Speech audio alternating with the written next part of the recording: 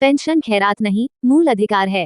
तारांकिन। भारतीय राजनीति में इन दिनों पुरानी पेंशन योजना की बहाली का मुद्दा छाया हुआ है। हिमाचल प्रदेश में नई बनी कांग्रेस सरकार द्वारा इसकी बहाली की घोषणा और पंजाब, छत्तीसगढ़, राजस्थान और झारखंड की गैर भाजपा सरकारों द्वारा इसके हक में लिए गए फैसले ने इस मुद्दे को चर्चा का विषय बना दिया है और इसकी मांग उठ रही है कि मोदी सरकार केंद्रीय कर्मचारियों के लिए भी इस योजना को बहाल करे। दबाव में आकर केंद्र सरकार के मंत्री, सलाहकार और कई सत्तारूढ़ मीडिया के कलमन इस पुरानी पेंशन योजना के खिलाफ जोर शोर से प्रचार कर रहे हैं। क्या है पुरानी और नई पेंशन योजना? पुरानी पेंशन योजना के मुताबिक पेंशन सरकारी कर्मचारी के अंतिम हासिल वेतन का 50% हुआ करती थी और इस पेंशन पर टैक्स नहीं लगता था। महंगाई बढ़ने के साथ साथ यह महंगाई भत्ते की तरह बढ़ती जाती थी। इसकी जिम्मेदारी पूरी तरह से सरकार पर थी। इस पर होने वाले खर्च को कम करने के लिए एक नई पेंशन योजना लाई गई, जो कर्मचारियों को पक्ष बनाकर उन्हें दी जाने वाली पेंशन है, जिसमें कर्मचारी अपनी पूरी नौकरी के दौरान अपने वेतन का एक हिस्सा पेंशन फंड में जमा करते हैं। एक हिस्सा दूसरा पक्ष सरकार या कंपनी जमा करवाता है। यह सारी राशि अलग अलग तरीकों से शेयर बाजार में निवेश की जाती है और कर्मचारी के रिटायर होने के समय पर इस निवेश की गई संपत्ति की जो बाजार की कीमत होती है, उतनी ही राशि का कर्मचारी हकदार होता है। यही कारण है कि कर्मचारियों के लिए पुरानी पेंशन योजना नई से बेहतर थी, इसलिए इसे बहाल करने की मांग उठती रहती है। पुरानी पेंशन योजना को बंद करने की कोशिश तो वाजपेयी सरकार के दौरान ही शुरू हो गई थी, लेकिन जनता के दबाव के कारण सरकार इसे लागू नहीं कर पाई।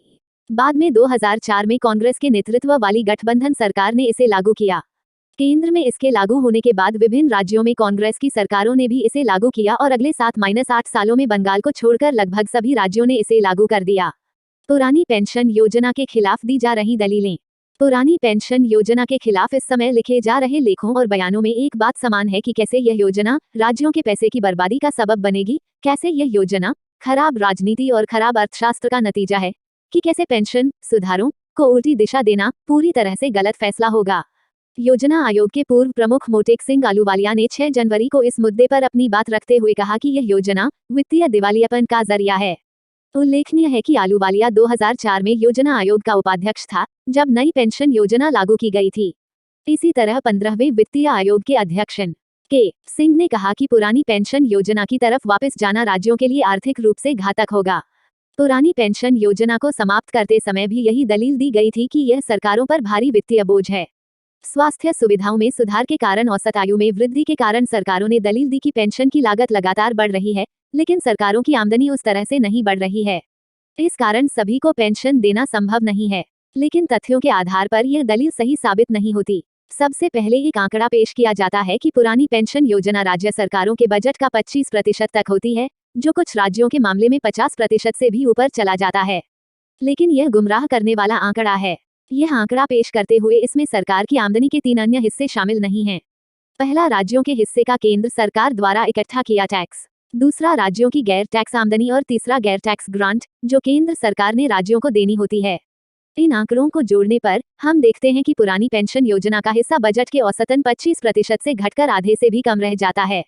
कुल घरेलू उत्पादन के प्रतिशत के तौर पर देखा जाए तो साल 2021-22 में केंद्र सरकार के 70 लाख पेंशन लेने वालों पर करीब 2.5 लाख करोड़ रुपए खर्च किए गए। वर्ष 2020-21 में भारत का सकल घरेलू उत्पाद मौजूदा कीमतों पर 197 लाख करोड़ था, जबकि केंद्र सरकार के कर्मचारियों की पेंशन इस आंकड़े का केवल 1.26% ही बनती है। इटली में यह हिस्सा 15%, फ्रांस, जर्मनी में 12% और जापान में 9% तक है। अगर एक तरफ मोदी सरकार भारत को दुनिया की 5वीं सबसे बड़ी आर्थिक शक्ति बनाने की डींग हाँक रही है, तो अपने नागरिकों को सुविधाएं देने में इतनी पीछे क्यों है? जैसे जैसे राज्य और केंद्र सरकार की आमदनी बढ़ेगी, पेंशन लागत का हिस्सा और घटेगा। इसलिए यहाँ मूल प्रश्न यह उठता है कि सरकारें अपनी आमदनी बढ़ाने की कोई योजना बनाने की बजाय पहले से ही नामात्र की जन कल्याणकारी योजनाओं को बंद करने पर क्यों तुली हैं? G20 देशों के समूह में भारत टैक्स इकट्ठा करने के मामले में सबसे निचले पायदान पर है। और इससे भी बुरी बात यह है कि इकट्ठा किए गए टैक्स का एक बड़ा हिस्सा अप्रत्यक्ष कर है, जिसका बोझ आम लोगों पर पड़ता है। भारत में बड़े पूंजीपतियों पर आमदनी कर कई विकसित देशों की तुलना में कम है और संपत्ति कर तो है ही नहीं। यदि भारत में 50 करोड़ से अधिक आमदनी वालों पर केवल 2% से शुरू करके 500 करोड़ से अधिक आमदनी वालों पर 5% और फिर शीर्ष अमीरों पर 10% तक संपत्ति टैक्स लागू किया जाता है, तो सरकार के पास कम से कम 9 लाख करोड़ का राजस्व सालाना जमा हो सकता है।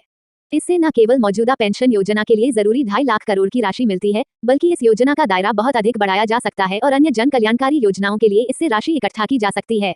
अगर राज्य सरकारों की आमदनी पर पड़ने वाले बोझ की बात की जाए तो इसे केंद्र और राज्य सरकारों के मौजूदा असहज संबंधों के बिना नहीं समझा जा सकता है। पुरानी पेंशन योजना के लागू होने से राज्य सरकारों पर बढ़ते बोझ की बात करें तो कभी भी यह नहीं बताया जाता कि केंद्र सरकार राज्यों की आमदनी पर लगातार बंदिशें लगा रही है। राज्यों के साथ टैक्स से प्राप्त आमदनी को साझा करने से बचने के लिए केंद्र सेस विशेष टैक्स और सरचार्ज अतिरिक्त टैक्स का हिस्सा लगातार बढ़ाता रहा है, जिसे राज्यों के साथ साझा करने की जरूरत नहीं। केंद्र सरकार के कुल टैक्स राजस्व में सेस और सरचार्ज की हिस्सेदारी 2011-12 में 10.4% से बढ़कर 2021-22 में 26.7% हो गई है। यह राज्य सरकारों की आमदनी पर एक बड़ा डाका है। दूसरा, जीएसटी प्रणाली ने राज्य सरकारों की आमदनी को और कम कर दिया है और घाटे को पूरा करने के अपने वादों से केंद्र सरकार अक्सर मुकरती रही है। इन दो कदमों के बिना राज्य सरकारों पर आर्थिक सामर्थ्य से बाहर खर्च करने पर कानूनी पाबंदी है, जबकि केंद्र सरकार पर ऐसी कोई शर्त नहीं है। इन सभी कदमों ने राज्य सरकारों के वित्तीय ढांचे को हिलाकर रख दिया है। पुरानी पेंशन योजना के विरोधी केंद्र सरकार द्वारा राज्य सरकारों के वित्तीय स्रोतों पर लगातार हो रहे इस डाके पर पूरी तरह खामोश हैं।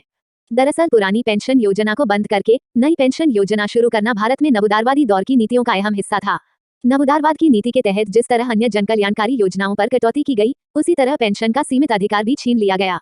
क्योंकि नवोदारवादी तर्क के अनुसार पेंशन फंड को खाली आरक्षित क्यों रखा जाए, जबकि उसका इस्तेमाल म्यूचुअल फंड या ऐसी ही अन्य स्कीमों में शेयर बाजार में निवेश करने से बड़े पूंजीपतियों को फायदा हो सकता है। नवोदारवादी तर्क के अनुसार पेंशन और अन्य जनकल्याणकारी सुविधाओं को सरकार पर बोझ माना जाता है, न कि सरकार की जिम्मेदारी। दूसरी ओर बड़े पूंजीपतियों को दी जाने वाली सुविधाओं और रियायतों को हमेशा बोझ के बजाय प्रोत्साहन बताया जाता है। नई पेंशन योजना को एक अवसर के रूप में प्रचारित करते हुए कहा गया कि इससे कर्मचारियों के लिए शेयर बाजार आदि में निवेश करके अधिक लाभ कमाया जा सकता है। लेकिन व्यावहारिक रूप से देखा जाए तो इस दावे में कोई सच्चाई नहीं है। जब कर्मचारियों को नई पेंशन योजना के तहत पेंशन मिलने लगी तो उन्होंने खुद को ठगा हुआ महसूस किया, जिससे 2010 से इसके खिलाफ संघर्ष तेज हो गया। व्यावहारिक रूप से यह देखा गया है कि नई पेंशन योजना के सभी दावों के उलट इस योजना के तहत मिलने वाली पेंशन की राशि पुरानी योजना के तहत देय राशि से काफी कम है। साथ ही अगर कल शेयर बाजार गिर जाता है तो सभी पेंशन फंडों की भरपाई कौन करेगा? OECD की रिपोर्ट के अनुसार पश्चिम में जब 2007-08 का वित्तीय संकट आया तो विकसित देशों में निजी पेंशन फंड में कुल $5 खरब का नुकसान हुआ, जिसकी कभी किसी कंपनी ने भरपाई नहीं की थी।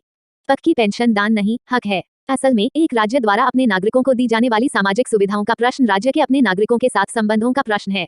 आधुनिक राज्य में जैसा कि कहा जाता है, नागरिकों को समाज में समान भागीदार के रूप में माना जाता है, न कि अधीनस्थ अंग के रूप में। इसलिए यह राज्य की जिम्मेदारी है कि वो अपने नागरिकों की सेवानिवृत्ति के बाद भी उनकी बुनियादी जरूरतों का ख्याल रखे। लेकिन मौजूदा पूंजीवादी राज्य में नागरिकों को अपने मूल अधिकारों को लागू करवाने के लिए भी लंबे समय तक संघर्ष करना पड़ा है।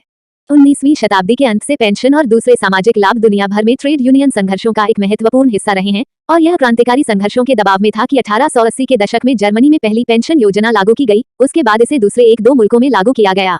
लेकिन पश्चिम में पेंशन और अन्य सामाजिक लाभों के आंदोलन को समाजवादी सोवियत संघ में लागू सर्वव्यापी पेंशन से एक बड़ा बढ़ावा मिला, जब समाजवादी सरकार ने शुरुआती चरण में पहली बार विकलांगता में और मुख्य कमाने वाले की मृत्यु पर पेंशन शुरू की, और बाद में 1930 के दशक में सभी रोजगार प्राप्त लोगों के लिए सभी प्रकार की सर्वव्यापी पेंशन पेश की गई थी, और इसे 1936 के संविधान के अनुच्छेद 120 में दर्ज करके कानूनी रूप दिया गया। समाजवादी सोवियत संघ के अनुभव और अपने अपने देशों के मजबूत ट्रेड यूनियन आंदोलनों के दबाव के कारण ही 20वीं सदी के तीसरे-चौथे दशक में, विशेषकर दूसरे विश्व युद्ध के बाद, पेंशन दी जाने लगी। लेकिन पूंजीवादी सरकारों की हर कोशिश रहती कि मजदूरों, कर्मचारियों के वेतन से एक हिस्सा काटकर पेंशन के लिए संसाधन जुटाए जाएं, जैसे अमेरिका, इंग्लैंड और फ्रांस में। इसके अलावा पेंशन पाने के लिए कई सख्त शर्तें हैं, जैसे सेवानिवृत्ति की उम्र 60 से 65 साल आज से 50-65 साल पहले जब औसत उम्र कम थी, रखना, तब तक विकलांगता पेंशन नहीं देना जब तक कि व्यक्ति पूरी तरह से विकलांग ना हो, पेंशन पाने के लिए सेवाओं की उम्र बढ़ाते जाना, मजदूरों, मुलाजिमों को पेंशन फंड आदि के प्रबंधन से बाहर करना आदि हथकंडे अपनाकर इस सुविधा को छीनने के उपाय लगातार खोजे जाते रहे हैं। इसीलिए मजदूरों, मुलाजिमों के लिए पेंशन और अन्य सुविधाएं लागू करवाना हमेशा ही तीखे संघर्षों का विषय रहा है, और पिछले 40 वर्षों में जब से ट्रेड यूनियन आंदोलन कमजोर हुआ है, इस अधिकार पर पूंजीवादी राज्य का हमला भी तेज हुआ है। भारत में पिछले 30-40 वर्षों में ठेकेदारी प्रबंध लागू करके पक्की नौकरी को समाप्त करके मजदूरों, मुलाजिमों के पेंशन के अधिकार को खत्म कर दिया गया है, और जो कुछ थोड़ा बहुत बचा है उसे भी नई पेंशन योजना जैसी योजनाओं के जरिए छीना जा रहा है।